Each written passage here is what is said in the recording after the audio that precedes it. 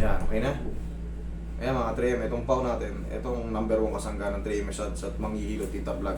Pag gagamitin nyo to, pag i-apply nyo, kahit pa paano ialog nyo. Para kasi meron siyang, kumbaga may flavor siya sa loob na talagang yun ang nakakapag, may sustansya sa loob. Yung pinaka, alog nyo tsaka nyo apply. Pagka, bago kayo matulog, medyo galing kayo sa trabaho, medyo masakit ang balakang nyo, haplos nyo lang to.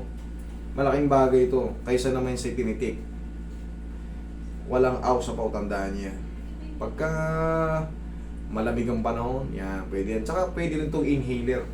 Ganunin nyo to.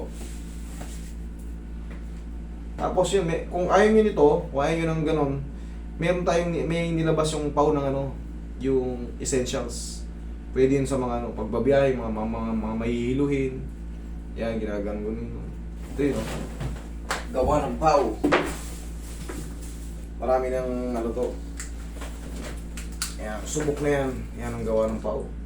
Pau Essentials. Kung kayo mabiyahe sa barko, bus, eroplano, jeep. Kung kayo may hiluin, lalo malalayo ang biyahe. Gamitin yan.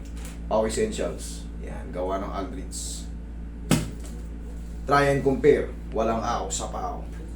Thank you.